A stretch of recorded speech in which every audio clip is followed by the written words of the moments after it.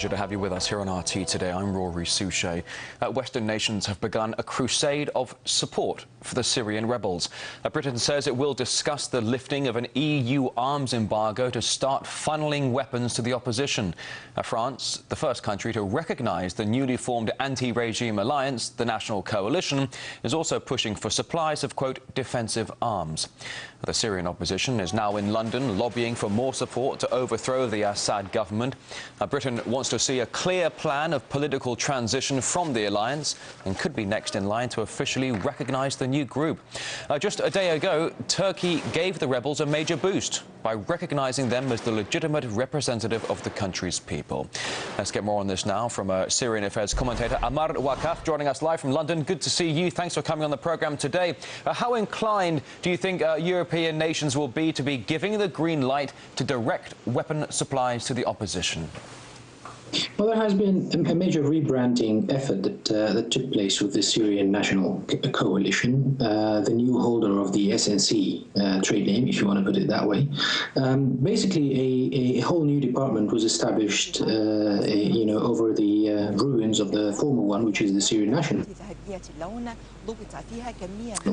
With the department head and staff who the employers believe to be, of a much fresher image. Now, this rebranding is twofold. With regards to your question, the Western governments will now be able to start overtly rather than covertly providing weaponry to the rebels, providing that they consider this as a legitimate representative of the Syrian people, and in certain cases the only legitimate representative of the Syrian people, without raising many eyebrows amongst their electorate base, basically. Now, President Obama is saying that America is only interested in encouraging the most moderate elements of the opposition that are committed to human rights. How genuine are these words after the events we saw in Libya?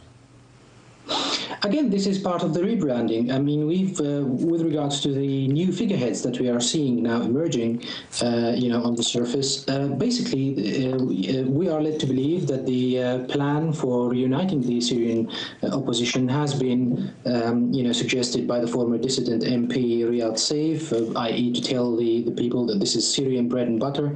The head of the Syrian National Coalition, Mr. Mu'az al-Khatib, there's a lot of emphasis on his previous status as a imam of the Umayyad mosque. This is to tell Syrians that there is a person who can lead you, who can actually join the two sides of the equation, the religious part and the moderate part.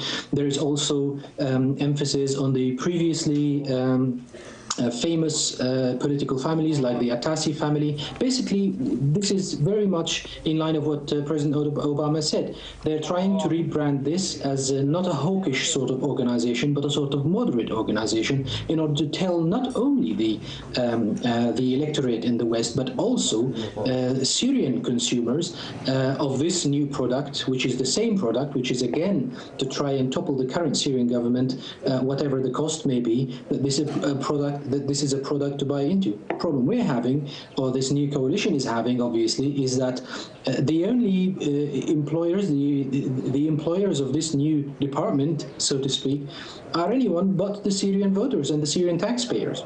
Mr. Ammar Waqqaf, I'm terribly sorry. We've got a really bad sound issue here. I think we're suffering from an over-modulated microphone.